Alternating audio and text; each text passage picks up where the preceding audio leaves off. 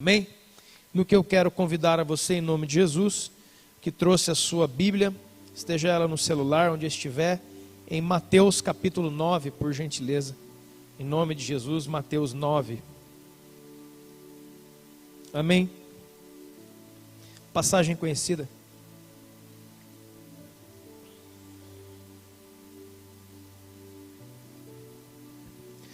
Mateus 9, versos de número 14 ao 17, amém? Mateus 9, do 14 ao 17.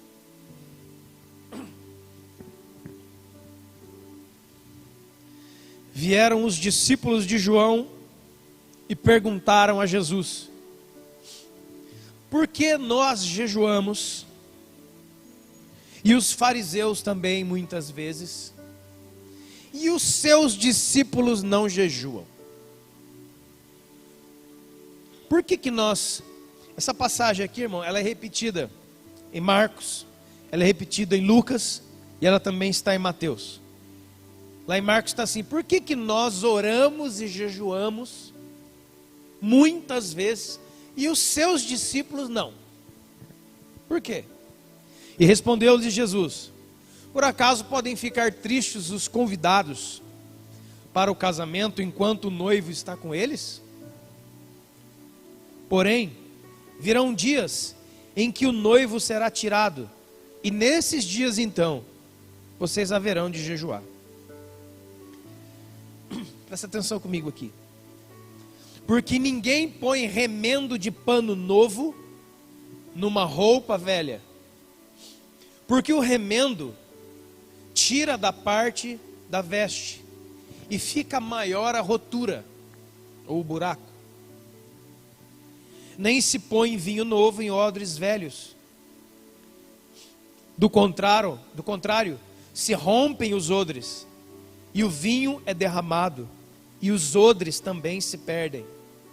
Mas se põe vinho novo em odre novo, e ambos se conservam. Amém?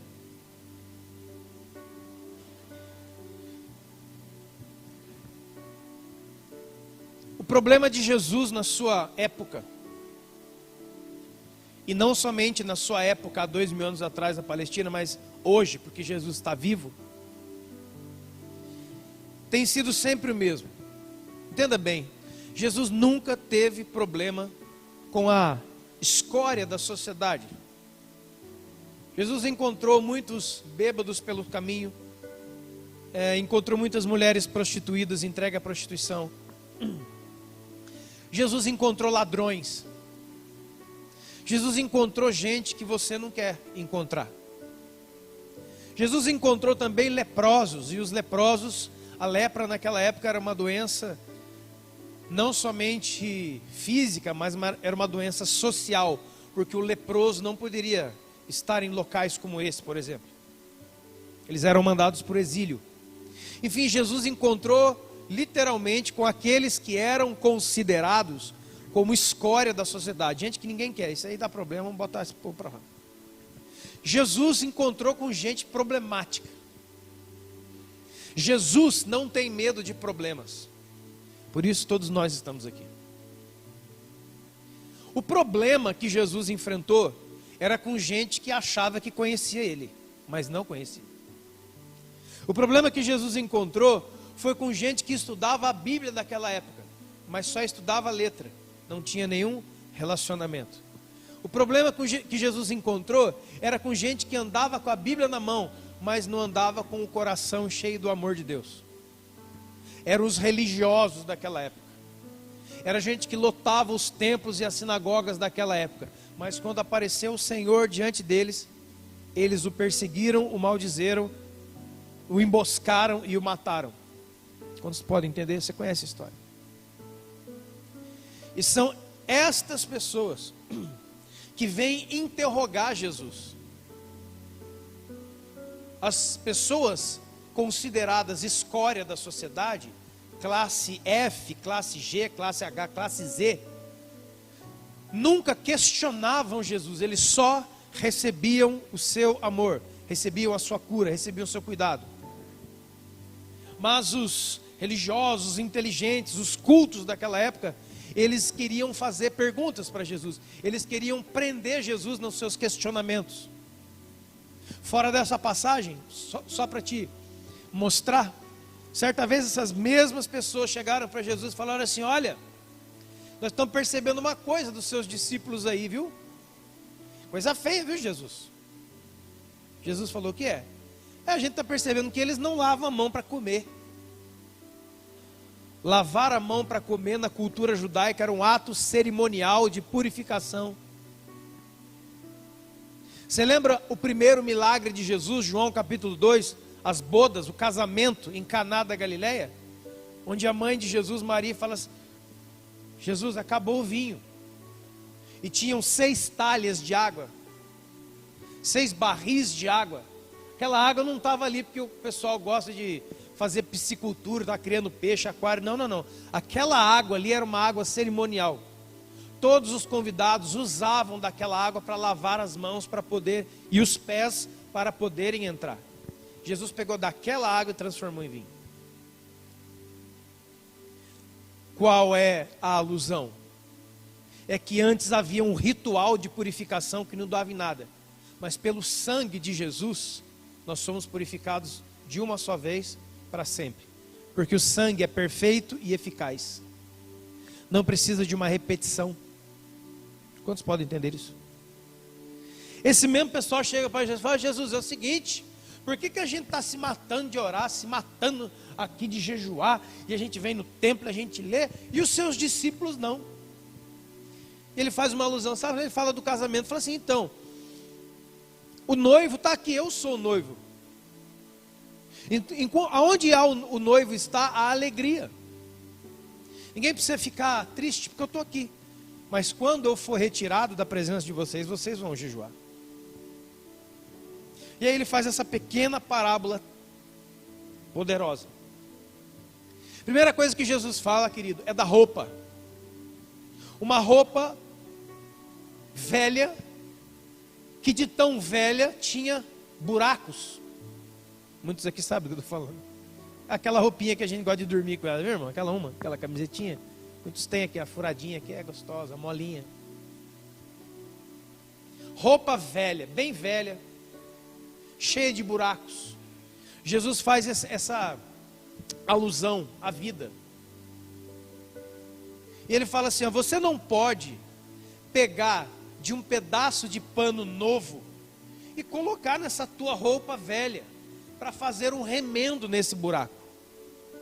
Porque, irmãos, queridos, o que Jesus está falando?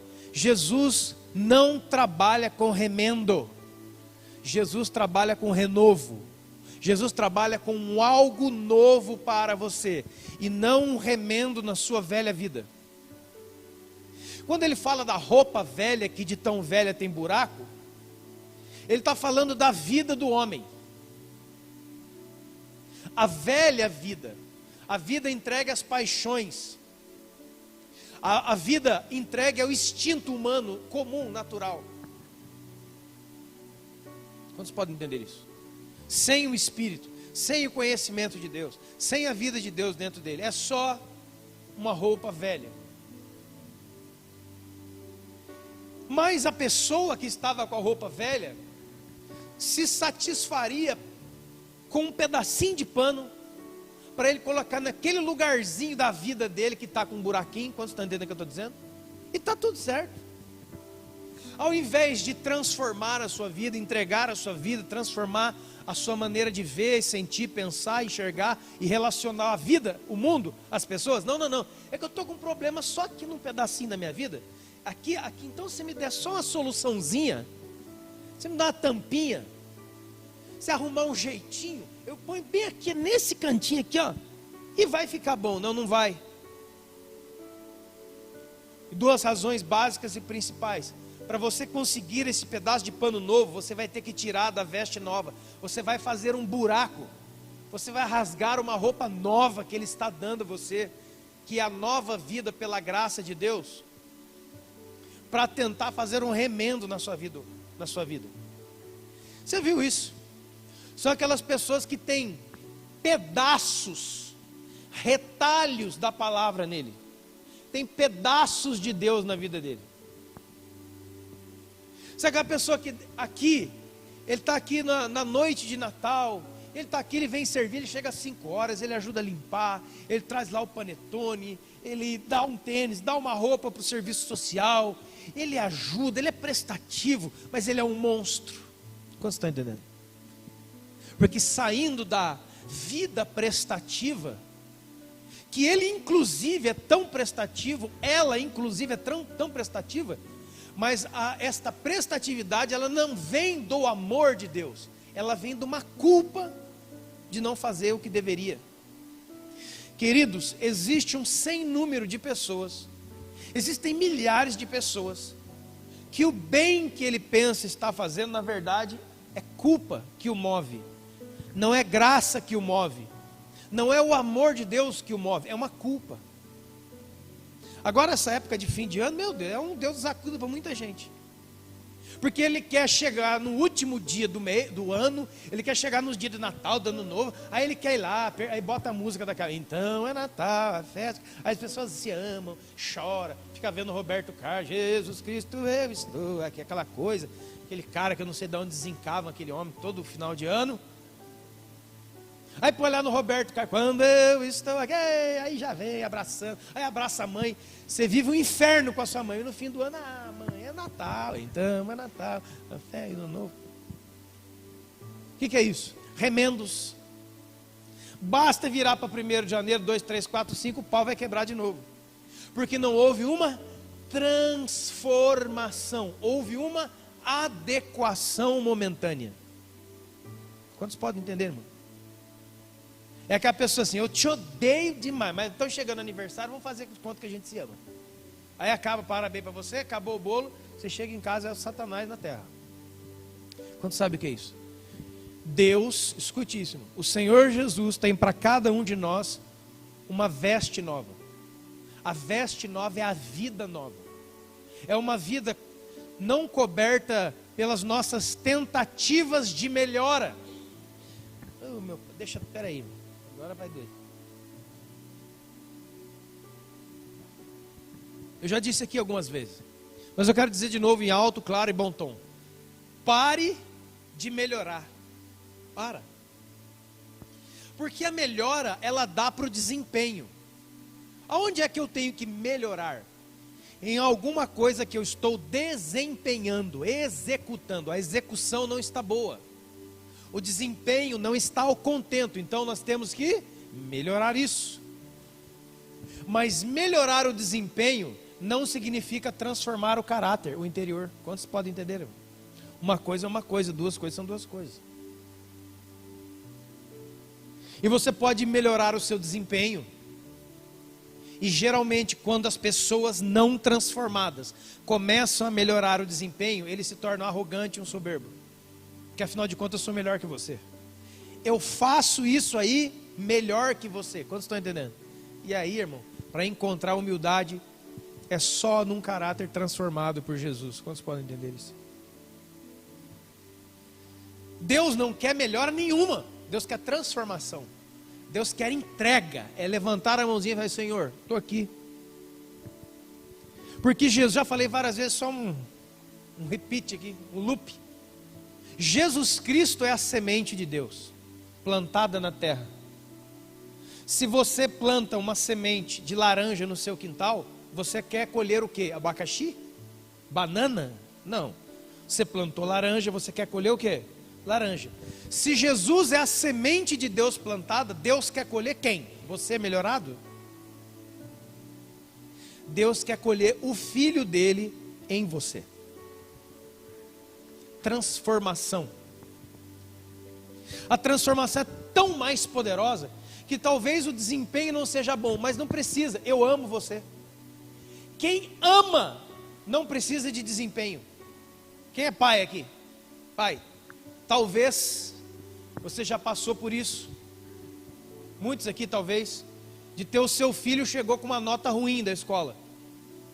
Seu filho não está bem na escola e ele chega lá com o boletim, com as notas e você olha, não está bom, o desempenho não está bom, mas você continua amando.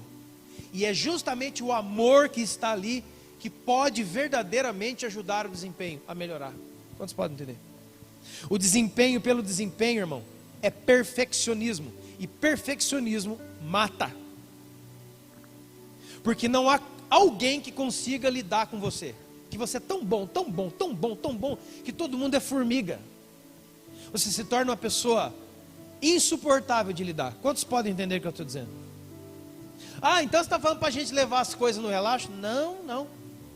A Bíblia diz que nós devemos fazer tudo com amor. Quem faz com amor para Deus, faz o melhor, ainda que não seja. Ainda que humanamente não seja o melhor, Deus já entendeu como o melhor, porque parte do amor, não parte do desempenho humano. Quantos podem entender isso aqui? Então tem uma roupa, tem uma vida nova. E aí as pessoas falam, a vida nova de Jesus é isso aí, é. Aí ele vai lá, eu só quero um pedacinho. Ele faz um buraco na roupa e cola na vida dele. Aí ele vem ajudar no fim do ano. Mas ele não é um cristão verdadeiro. Ele não tem Deus dentro. Ele não é por Cristo. A vida dele não foi transformada. É meramente uma religião de domingo. Poderia ser esta ou qualquer outra. Aqui eu vim e aqui eu estou como um desencargo de consciência. Porque eu acho que deve ter um Deus em algum lugar, sei lá, irmão, qualquer pensamento. Não há relação transformadora. Quantos podem entender isso aqui? Então Deus não trabalha com remendo, irmão. Ah, mas eu consegui, agora eu consegui. Tem gente, seguindo, eu consegui. Eu estou aqui na igreja agora estou aqui. É gostoso aqui. Estava aqui, estava ali, estava. Estou aqui. Então eu peguei um pedacinho da vida de Jesus e coloquei na minha. Quando você fizer isso, o buraco da sua vida vai aparecer mais ainda. É isso que ele está falando. Quando você pega alguma coisa de Deus e põe na sua vida para fazer uma pequena parte, mais ainda os seus erros ou os seus buracos vão aparecer diante de todo mundo. Antes era um buraquinho, agora vai ser um buraco desse tamanho. Sabe por quê? Porque vai destoar muito.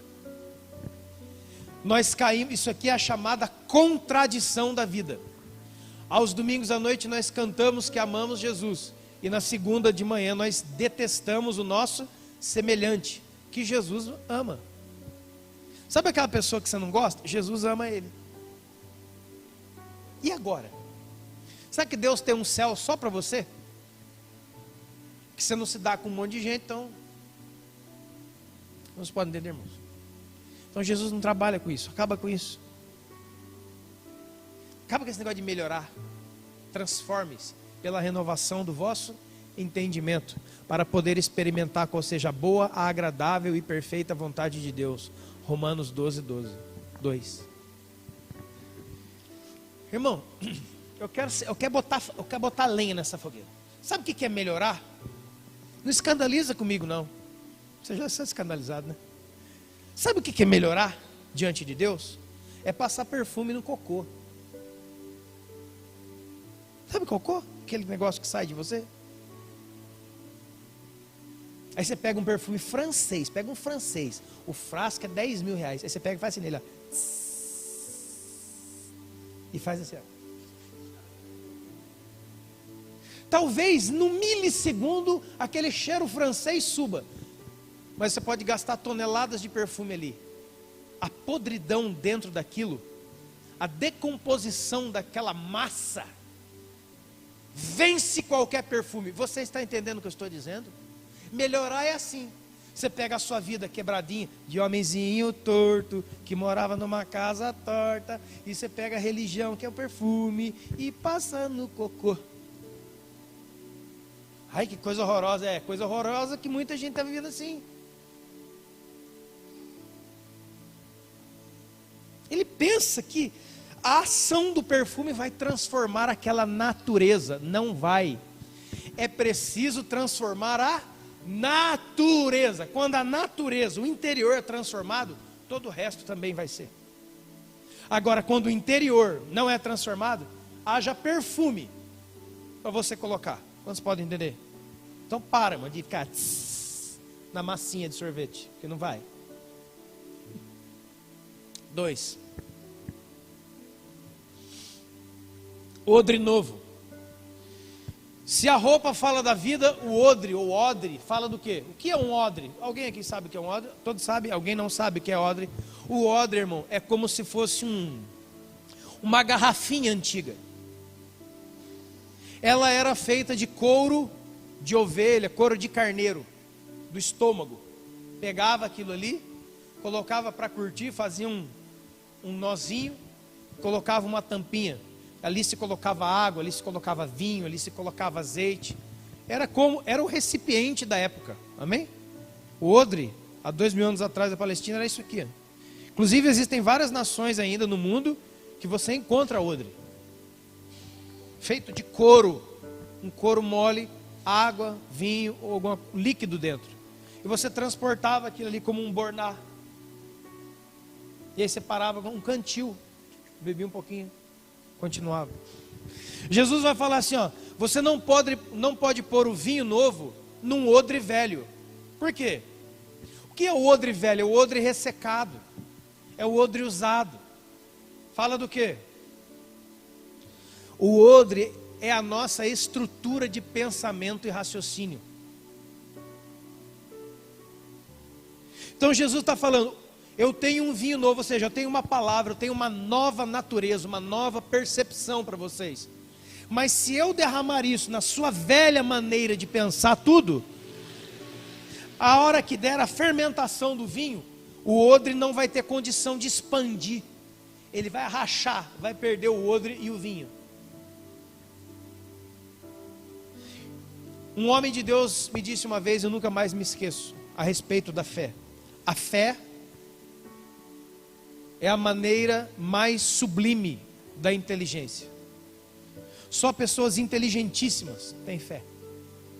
Fé não é coisa de burro, desqualificado e gente que não estudou. É porque as pessoas estão confundindo fé e crença. Esse é o problema.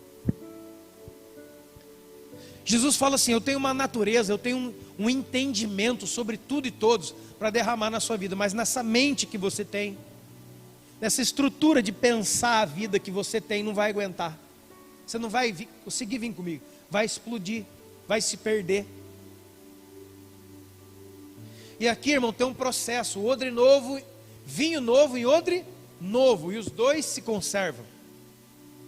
É preciso uma nova natureza, uma nova mentalidade, numa mente renovada. Só que esse odre novo, ele tinha que ser fabricado. E aí tinha um processo de fabricação aqui, que constitui em duas coisas. Primeiro, o couro ressecado, o couro era retirado, né, enfim, do animal morto, e era colocado para secar. Depois que ele era tirado daquela secagem, ele era colocado na água, para ele reidratar, para ele ficar flexível. Você não pode receber a palavra e a revelação do Espírito se você não for flexível. Você quer ver um exemplo? João 8. Pegamos, Senhor Jesus, aí pegamos essa mulher aqui em flagrante adultério. E a lei manda apedrejar, hein? A lei os caras já chegaram com o versículo bíblico para matar os outros. E o Senhor, o que o Senhor fala? Bom, se ninguém aqui tem pecado, que atire a primeira pedra, ó. Ó Jesus aqui, ó. Ele flexibilizou. Flexibilizar não é corromper. Fala de que aquilo ali era seco, era rígido, e agora é flexível. O Espírito Santo quer quebrar a rigidez dos nossos pensamentos, a rigidez das nossas das nossas tradições, a rigidez das nossas filosofias, a rigidez da nossa vida. É duro demais para Jesus trabalhar ali. É cheio de dogmas demais. É tradição, essa tradição é de quem? É da minha trisavó, não sei nem de onde veio, mas estou aqui. Eu sou um cumpridor de tradições. Eu não tenho a vida de Cristo. Irmão, Jesus não veio trazer tradição e nem religião para ninguém. Jesus fala em João 10:10, eu vim para vos dar vida, e vida com abundância. Ele não veio falando, eu vim trazer a religião evangélica para vocês gostarem. Não, não, não. Ele veio trazer vida. Porque o que você precisa não é de uma religião. Você precisa de vida. A vida de Deus em você resolve tudo. Resolve tudo. Não teria nem tempo para falar sobre isso aqui. Água. Água é símbolo da palavra de Deus. A sua mente tem que estar imergida. Você tem que colocar o odre, o couro seco, rígido, dentro da palavra. Ah, então tá bom, eu vou começar a ler a Bíblia amanhã. Não, não é ler a Bíblia. É comer da palavra. Porque o ler a Bíblia é coisa de gente alfabetizado. Se você é alfabetizado, se você é letrado, você lê a Bíblia. Mas a Bíblia não é um livro de ler. A Bíblia é um livro para comer. Jeremias falou isso aí. Apocalipse fala. Ah, então arrancar a página, botar na boca, aí você está agindo como Nicodemos quando encontrou Jesus, que ele falou, você tem que nascer de novo, e ele falou, então vou ter que voltar para a barriga da minha mãe, e Jesus fala, você é mestre em Israel e está caindo numa dessa? Não entendeu ainda o que eu estou falando? Comer fala de se nutrir disso daqui. É muito mais que uma leitura, é muito mais que um estudo, é se nutrir destas verdades. Porque quando você se nutre dessas verdades, eu falei aqui, vou repetir. Vou fazer esse exemplozinho de novo. Talvez aqui alguém aqui nessa igreja, talvez você está aí no seu lugar e você está com sede. Você quer beber um pouco d'água. Aí eu venho, quem está com sede aqui, irmãos? Tem alguém aqui com sede? Alguém que esteja com sede aqui? Alguém? Tem um negócio de água ali, né? Muitos bebem ali. Aí você está com sede, aí eu pego um papel e escrevo no papel H2O, a fórmula da água. E dou para você. Aí toma, mata a sua sede. Está no papel. Aí você põe na boca? Ou você me considera doido? Faz sentido isso? Eu estou com sede e ele escreveu num papel H2O. Faz sentido para você? Ou não? Não, né? Talvez tenha alguém aqui nessa plateia hoje que está com fome. Nossa, estou com uma fome, sai daqui, eu vou comer um negócio ali. Está com fome? Estou. Vou escrever aqui hambúrguer. Vou escrever aqui pastel, churrasco, no papel e te dá. Aí você faz um espetinho de papel e come. Quem faz isso? Não faz por quê? Assim, da mesma maneira, são as palavras eternas registradas nessas folhas. Para se tornar realidade, tem que sair do papel e ir para o seu espírito. Não adianta ler. Ah, eu tenho uma Bíblia lá em casa aberta. Mas quem que ensinou essa droga para você? Quem foi? Onde está escrito isso? Ah, eu acho que protege a minha casa. Poxa vida, não faz isso não, pessoal. Esse livro aqui é tão nada e é tão tudo ao mesmo tempo. Porque se não há fé, não há entrega, não há obediência, não há amor, eu posso pedir um isqueiro e queimar uma Bíblia na sua frente, rapidamente. Ou não? Sim. Existem muitas seitas que renegam Jesus, que usam Bíblia. A Bíblia, pela Bíblia aberta em qualquer lugar da tua casa, não significa coisa nenhuma. Agora, quando ela está aberta dentro do teu coração, para você se alimentar dessa palavra, você deixa de ficar lendo sobre água e começa a fazer isso aqui, ó.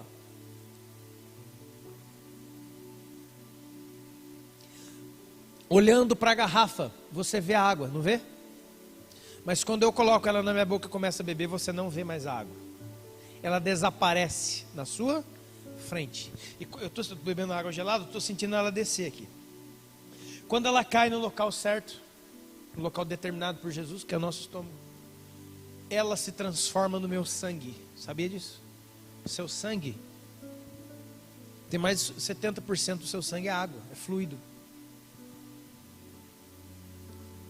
De maneira que se eu cortar o meu braço, não vejo saindo água, eu vejo saindo o quê?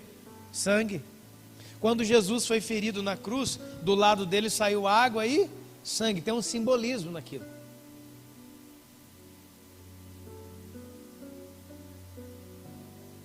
O que está acontecendo é que você é um leitor. Você não está transferindo ela para dentro para a Bíblia sumir, as letras e o ensino saírem das páginas e entrarem para dentro de você. E aonde eu sair, para onde eu movimentar, eu estou levando água, estou levando litros de água dentro de mim, mas você não está vendo, ou está? Não.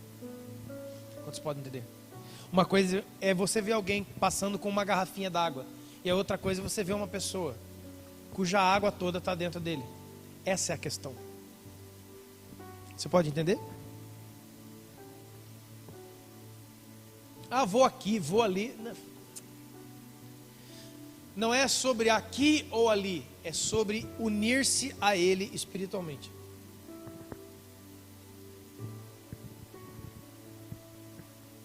A imersão daquilo que era rígido na água tornou-a flexível, hidratada.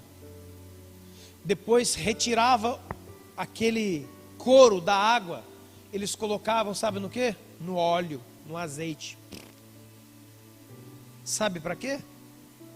Para ganhar elasticidade, plasticidade, para que ele tomasse forma de garrafinha. O óleo é símbolo de quem? Do Espírito Santo. De maneira que assim, vinho novo e odre novo. Já entendi meu pensamento. Se você não passar por um processo de transformação, cuja base é a palavra de Deus, e cuja vida é uma vida entregue e transformada pelo Espírito Santo, não há odre novo. Você vai passar a sua vida toda aqui nesse auditório ou em qualquer outro que você escolher, ouvindo palestras religiosas como alguém que ouve um coaching numa outra plataforma. Não é real para você. É só uma segmentação religiosa. O brasileiro, ele é muito religioso e místico. A religião brasileira é composta do quê? Índios. A pagelança indígena. Negros africanos. A religião de matriz africana veio para o Brasil, misturou com o índio. Aí veio o catolicismo e o espiritismo, vieram de Portugal, da Europa. Aí juntou essas três coisas: o índio, o português, o europeu e o africano. Botou num liquidificador, bateu 3 minutos e toma. Por isso que nós temos uma tendência para aquilo que é místico e religioso, e não para aquilo que é vida verdadeira transformada. Faz-se coisas místicas, as pessoas, aquilo ali deve ser Deus, porque é místico, eu não entendo, é um mistério. Tem aquele cara lá em cima, ele é um sacerdote, ele deve ser uma pessoa mais iluminada do que nós, está vendo? Ainda existem pessoas dentro dessa igreja que acham que realmente eu sou alguém melhor que você. Eu não sou melhor que você, onde você arrumou isso? Eu tenho uma função diferente da sua, mas melhor eu não sou do que ninguém, nem você é de mim, nem eu de você. Quantos podem entender?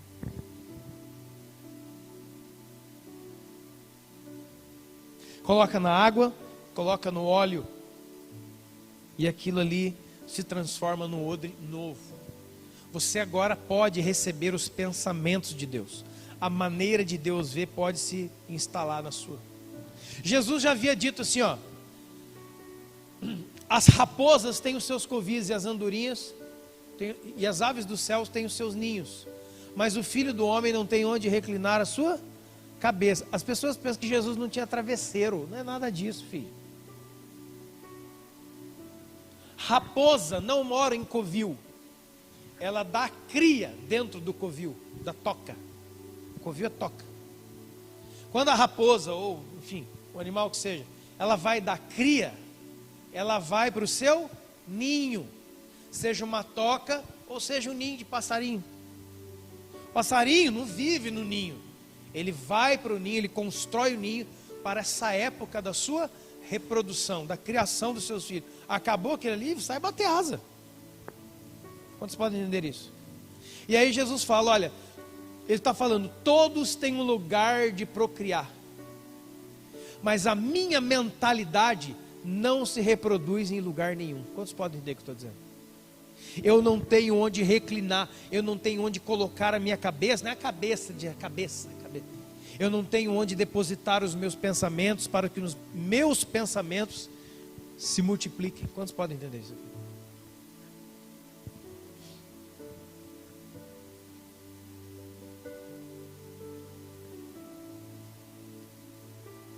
Não adianta tentar melhorar para quem não nos ama.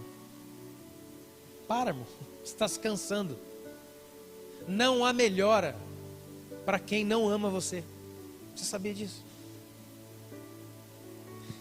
Se você conseguir fazer o perfeito e mostrar para quem não te ama, ele acha defeito. Quantos estão comigo? Porque não é o que você faz ou deixa de fazer, é você. Quem dá um pedaço de bolo aí? Ah, tá bom. Nossa, que bolo gostoso. Quem fez esse bolo? Ah, quem fez esse bolo foi o Eduardo. Tá gostoso. Ó. Antes de ele saber quem fez, o bolo estava delicioso. Agora que ele soube quem fez, tá gostoso, mas o bom mesmo é o que a Michelle faz. Esse, cara, vamos comer esse aqui, mas o bom mesmo é o da Michelle. Porque eu tenho um problema com a pessoa. Você pode entender? E aí nós chegamos bem aqui, nessa vida de remendos, de pedaços, de retalhos e de odre rachado. Recebe de Deus. Não consegue chegar na quarta-feira, porque vaza tudo. Olha, irmãos, que Deus tem derramado aqui nessa congregação coisas tremendas e preciosas, ou se tem, mas você está rachado. Então você vem no culto, você bebe. Senhor, como tu és bom. Segunda-feira de tarde você se sente vazio. Quantos entendem o que eu estou dizendo? Parece que você não veio aqui hoje. Parece que você não foi naquele, parece que você não orou, sabe? Parece que sai. Aí aqui no culto a gente vem, ora, canta. Parece que eu estou tão perto de Deus. Aí segunda-feira, 4 horas da tarde, aquele sol, estou no serviço, estou no trânsito, parece que eu estou vazio. Se você se sente assim, esta é a maior prova que você está rachado. Eu não preciso dizer, olha, você está. Nós aqui não estamos aqui para acusar quem está e quem não está, amém? Você sabe. Se você recebe coisas de Deus, se alegra o seu coração em Deus, você está num culto assim, Deus fala com você. Deus toca no seu espírito.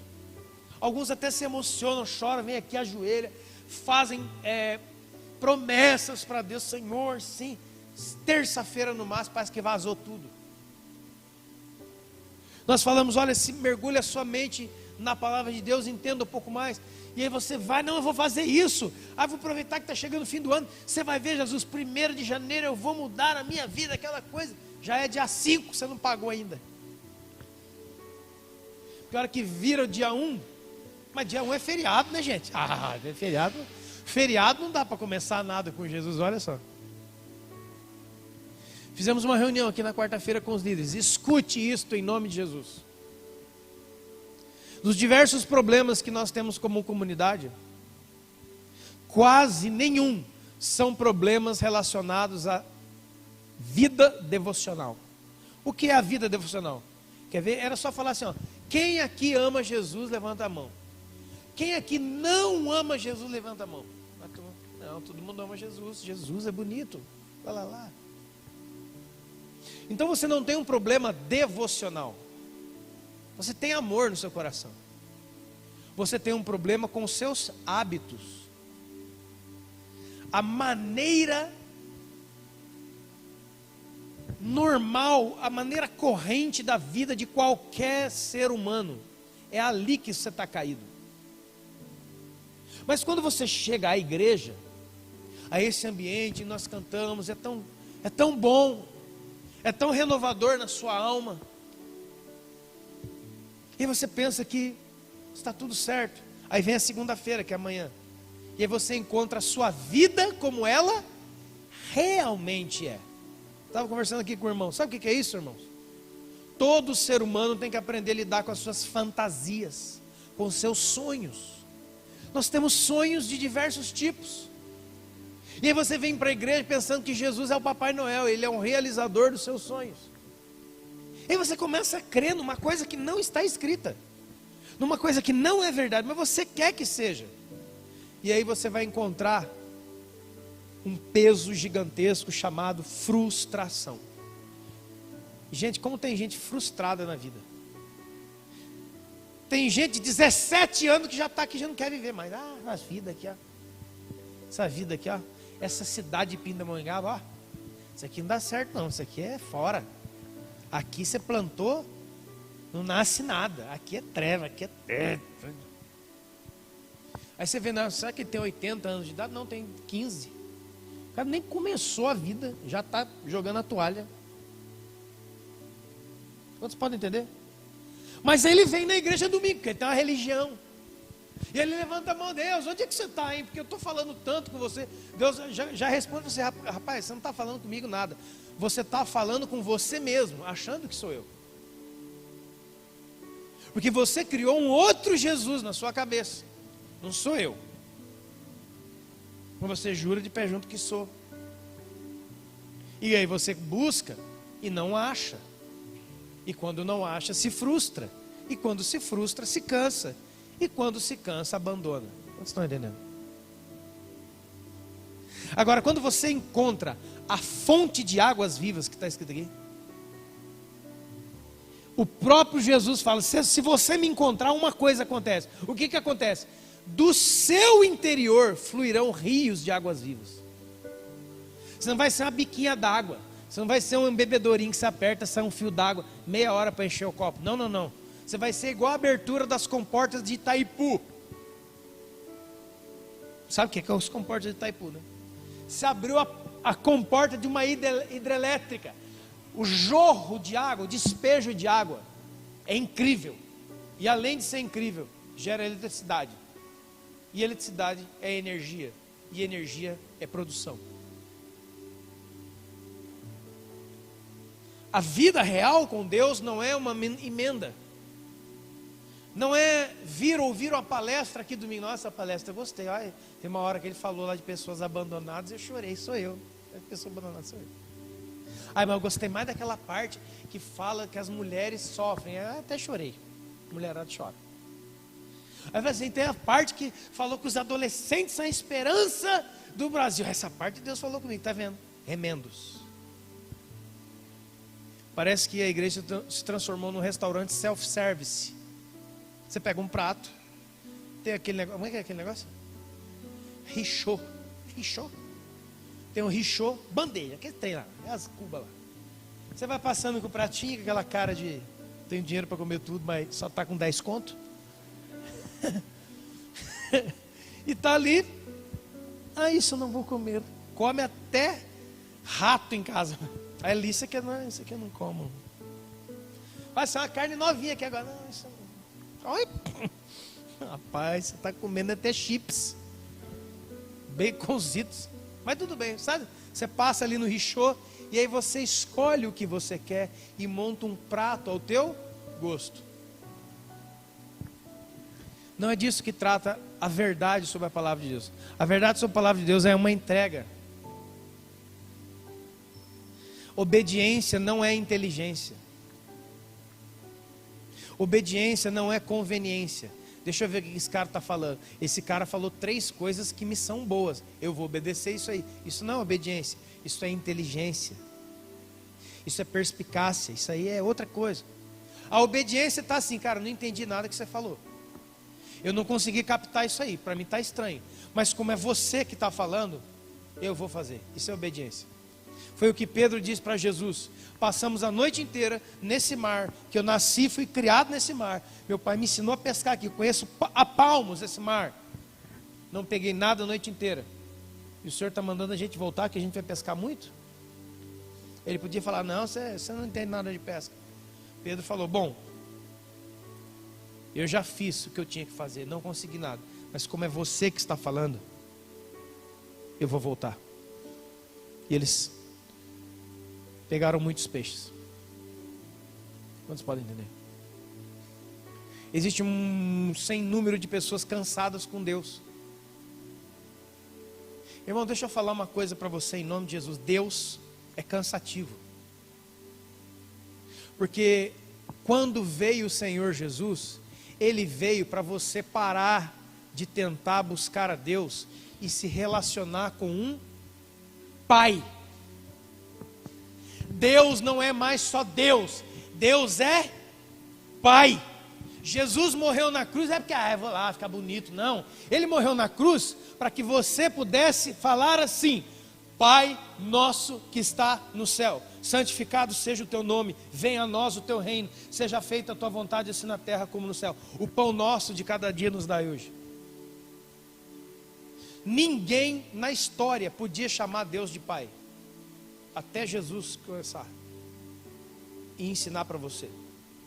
Como eu já disse, Deus, até o diabo tem, mas Pai, só os filhos têm.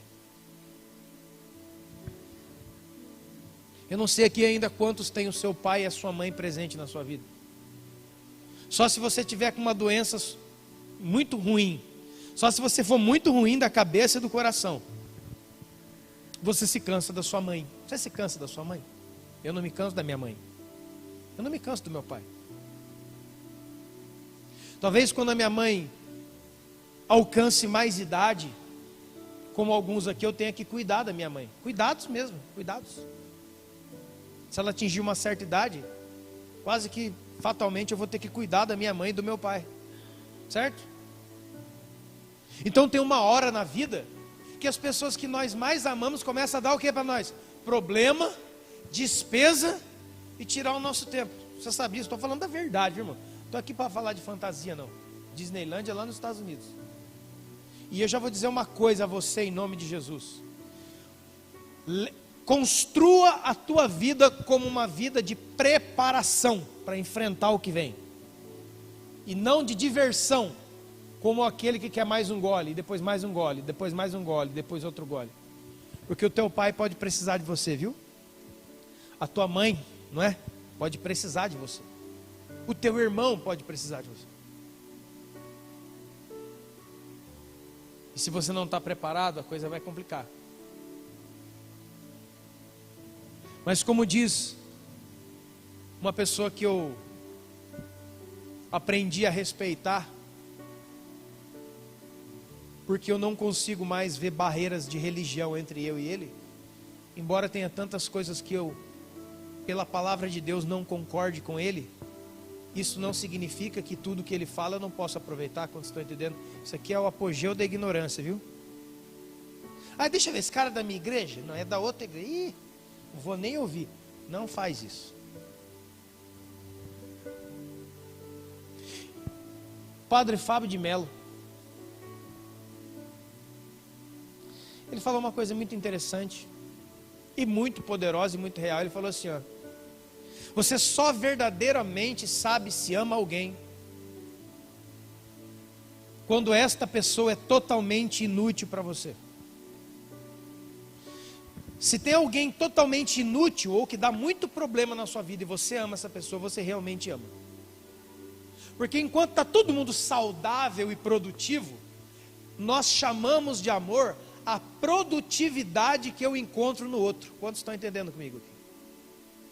Agora, e quando aquela pessoa não tem mais nada para produzir? Não tem mais nada para dar? Está velhinho, por exemplo. Está numa cadeira de roda, não consegue andar, não consegue falar, não consegue pregar, não consegue cantar, não consegue ser diácono. Ele não consegue ser mais nada. Ele é uma pessoa sentada numa cadeira. Quantos estão entendendo? Se você consegue cruzar essa linha e amar alguém que não pode produzir nada para você, você realmente ama essa pessoa. É a mesma coisa um bebê. Um bebezinho, ele não produz nada, ele só dá o quê? Trabalho e despesa. Verdade. Mas você o ama loucamente. Você daria a sua vida por ele. Mas o que ele está fazendo? Ele não fala, não se comunica, não conversa, não traz dinheiro para casa, não pode ir na padaria, não pode nada. Ele é um bebê, só faz cocô, xixi e chora de noite. Quantos estão entendendo? Essa é a miséria, né? Gente que canta a sua própria desgraça relacional, é uma desgraça. A criança você ama, ela não fala com você.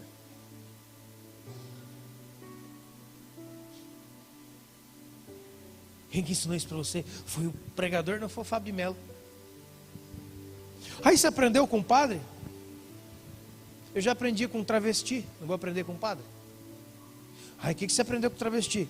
que eles não têm medo de Jesus, eles têm medo de nós. Porque eles são pessoas que precisam de toneladas de amor de Deus, de libertação, de um monte de coisa. Mas quando entra alguém fora do seu normal, você se sente ameaçado. Porque na verdade, você vive nos sonhos. Você vive nas nuvens. Você não é uma pessoa firme nos seus princípios.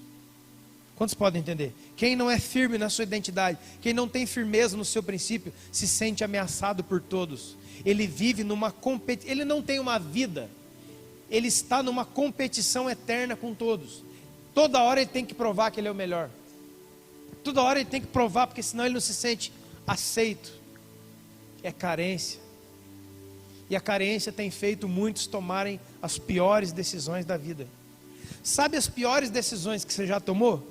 Você tomou elas por causa de carência. Existia um algo que não estava completo, existia uma falta. Você tomou uma decisão naquela hora e se lascou depois. Não havia inteligência, não havia palavra de Deus, não havia o Espírito. Havia o quê? Ai, que gosto. Puxa, é o Esaú. Nossa, que vontade de comer comida. O irmão dele, eu troco com você na bênção da primogenitura. Ele falou, agora, dá um prato de comida aí. Vendeu a bênção que Deus tinha dado a ele por um prato de comida. Quando o diabo aparece para Jesus em Mateus capítulo 4, é isso que ele fala: você está com fome, né? Usa seu poder, rapaz. Transforma a pedra em pão. Dá o seu jeito, dá o jeitinho brasileiro isso aí. Você vai ficar passando fome, transforma a pedra em pão. Jesus falou assim, ó, nem só de pão vive o homem, mas de toda a palavra que sai da boca de Deus. É disso que você tem que viver. Daquilo que Deus revela para você ser e fazer. E não das suas necessidades. Não deixe as suas necessidades se transformarem em Deus na sua vida. Porque se as suas necessidades se transformarem em Deus na sua vida, elas vão ditar novos princípios para a sua vida.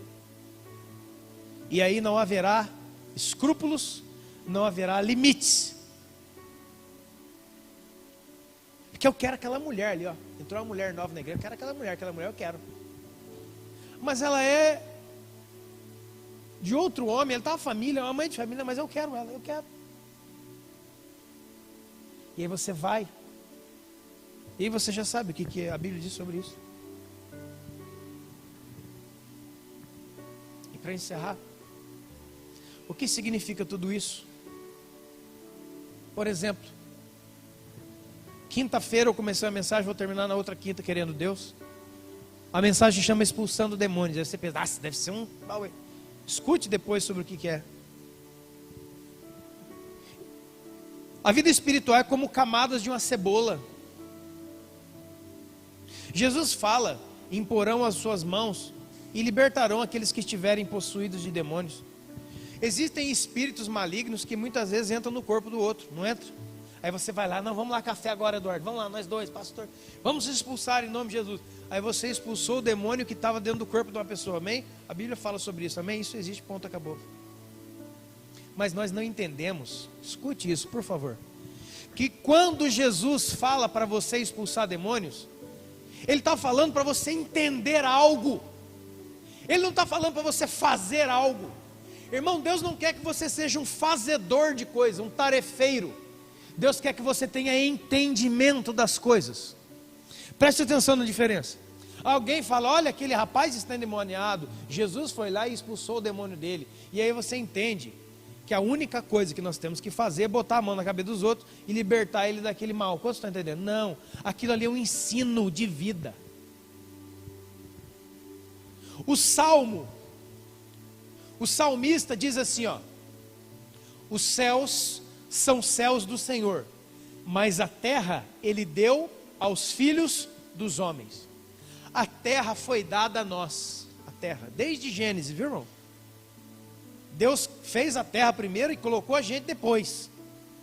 E quando a gente foi criado ali na terra, Deus nos presenteou com esse planeta. Olha, de vocês, para estabelecer governo e para revelar meu caráter, a minha pessoa. Quantos podem entender? Os céus são os céus do Senhor, mas a terra Ele deu aos filhos dos homens. Mas você vai lá em Lucas capítulo 4, na tentação do deserto, o diabo fala assim para Jesus: olha todos esses reinos da terra aqui, ó. Tá vendo esses reinos da terra? eu darei todos para você, se você prostrado me adorar. Se você me adorar de joelho, eu dou os reinos da terra para você. Aí o diabo fala assim, ó, porque a mim foram dados, eu dou a quem eu quiser. Aonde que está escrito na Bíblia que Deus deu alguma coisa para Satanás? Irmão, Satanás é um pobre miserável. Satanás não tem nada, ele não tem posse alguma. Mas como é que ele falou para Jesus, eu dou isso aqui para quem eu quiser que é meu? Adivinha quem que foi que deu as coisas na mão dele? Foram os nossos pais, somos nós. Lembra do Adão e Eva? Tudo era deles e com consequência tudo seria nosso. O que eles fizeram? Deram as costas para Deus e entregaram o que eles receberam na mão do diabo. Por isso que ele falou, foi dado para mim. Aí você fala, mas quem foi que deu? Aqueles dois lá. E tem sido assim até hoje, irmão. A gente está dando coisa para o diabo. Porque você vê na Bíblia, ele não tem nada. Deus não dá nada para ele, só juízo, só sentença. Então quem que está dando coisa na mão desse cara? Nós.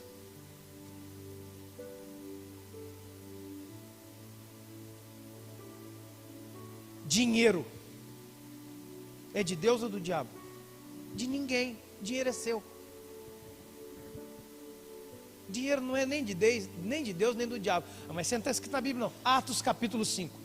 Se esse terreno que você vendeu tivesse contigo, ele não seria seu? Por que você veio fazer isso aqui? É seu.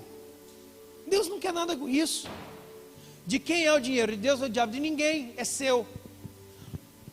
Para dar ao uso de quem você determinar. Quantos estão comigo? De quem é o carro que está estacionado ali? É de Deus ou do diabo? De ninguém. Ele é seu, para prestar o uso a quem você determinar. Você está entendendo? Quem é que deu dinheiro? Quem é que dá riquezas? Quem é que dá influência para Satanás? Nós. Deus deu a você. Você pega e dá na mão dele. Televisão, mídia, internet, televisão, rádio, instrumentos de comunicação de massa. Você liga, isso aqui é a minha opinião, tá, irmão? Eu tenho direitos como cidadão. Você liga na Rede Globo, não dá, é lixo o tempo inteiro. O Jornal Nacional, tudo fake, tudo notícia esquisita. Aí você vai num jornal, é tudo montado. Você vai na internet, é tudo montado. Aí você solta essa frase, essas coisas aí é tudo do diabo. Não, não é de Deus nem do diabo. É para quem nós dermos. Porque o crente não sabe fazer uma boa televisão, ela foi entregue na mão de quem sabe.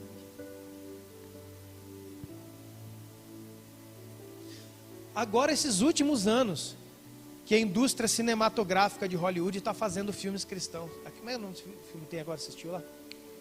Mais que Vencedores. É um filme evangelístico, mas tem super produção.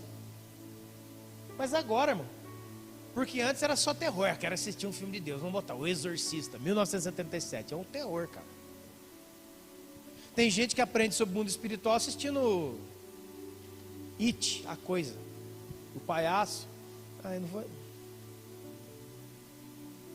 De quem é a política? Agora tocou.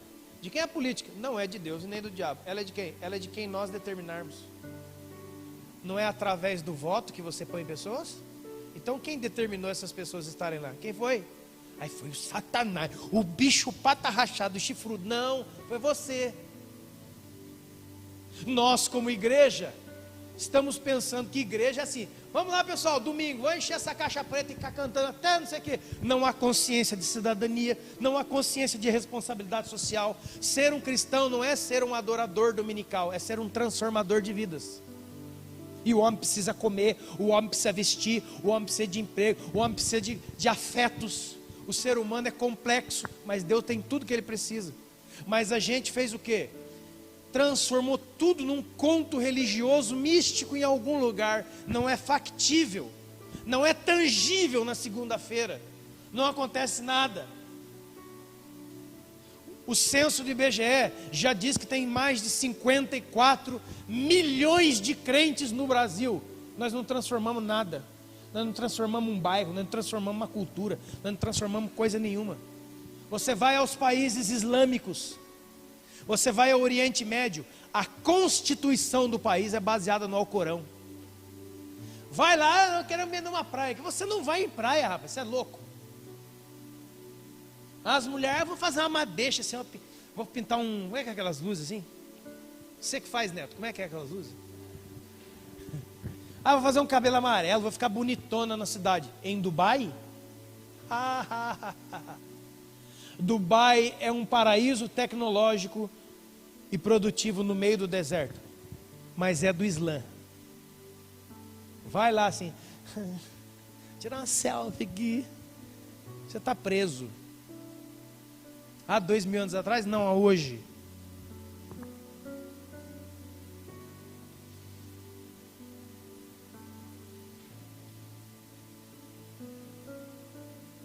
Aí a gente vai vendo as mazelas sociais. Mas não tem nada a ver com isso não, porque eu sou do Espírito. Você está doido. Ser espiritual não é ser uma pessoa à parte dos sofrimentos do ser humano. Querido, Jesus veio aqui para salvar a nós de quê? Do maior sofrimento. Aí nós nos tornamos cristãos e que se lasque a humanidade. Eu quero que Jesus venha e leve eu embora e queime todo mundo aqui no alcatrão do fogo do inferno.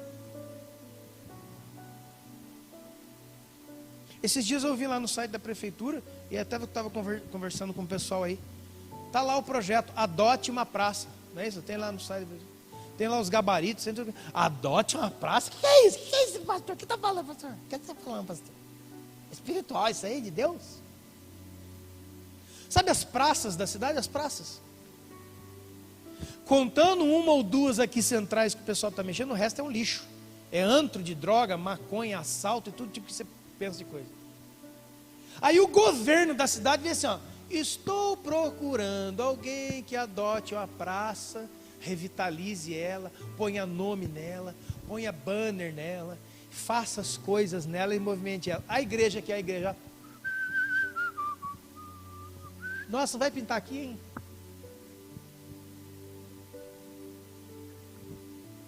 Estou querendo dar. Não tem quem pegue.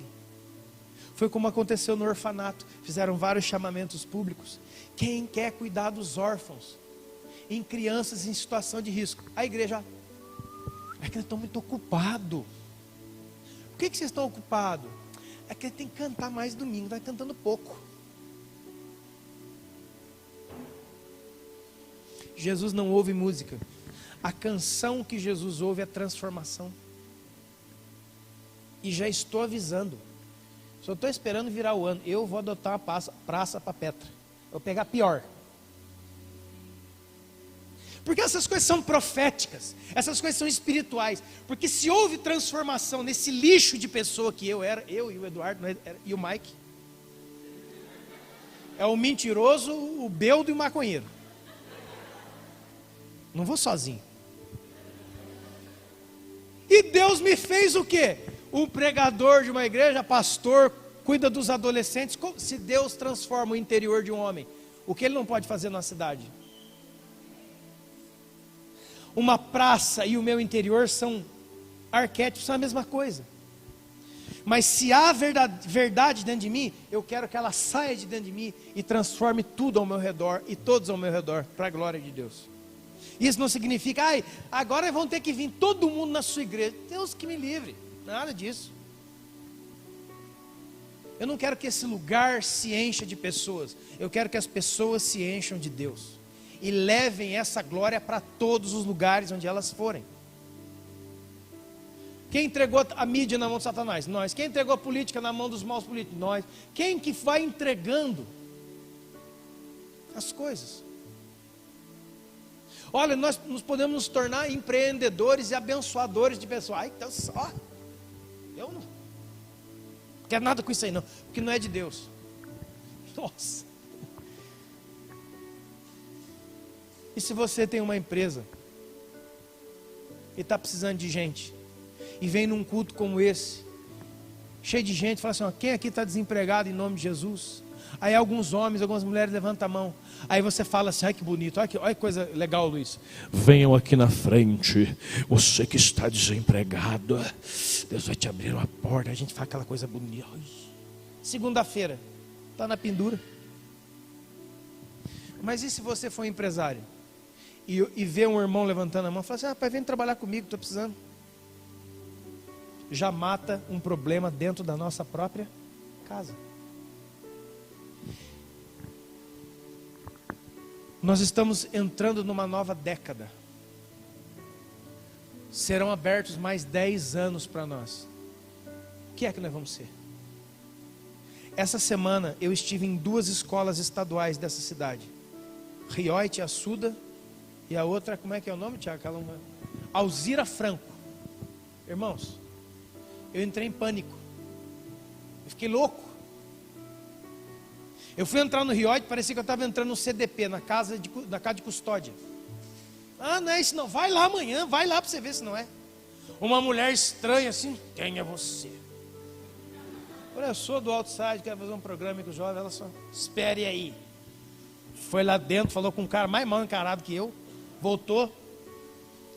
É rápido? É. Não foi, Jades? Vamos lá então. Aí vai abrindo um monte de cadeado, um monte de porta de ferro. Aí você entra num lugar. Aí abre um cadeado, você entra no outro. Você viu o João Pedro Cardoso? Quem lembra do João Pedro Cardoso? Agora é uma cadeia. Fundação Casa aquele ali.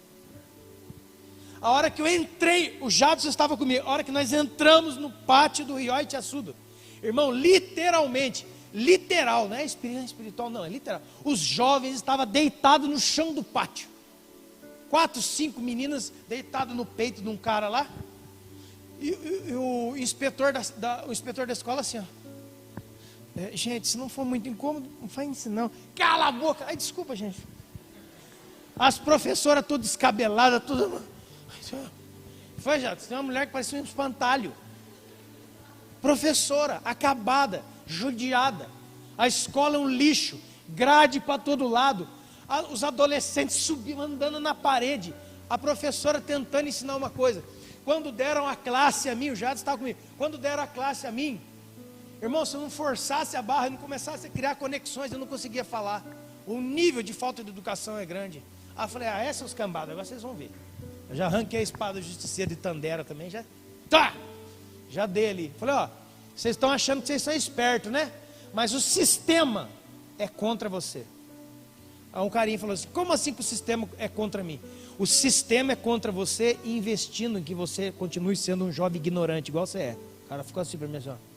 Falei, levanta que nós já é pelota aqui também. Já tive que dar uns tiros lá, irmão. Tive que botar minha carteirada lá, ó. Aí fui lá na outra, Alzira Franco. Meu Deus, parece que eu estava num lixo. Tudo zoado.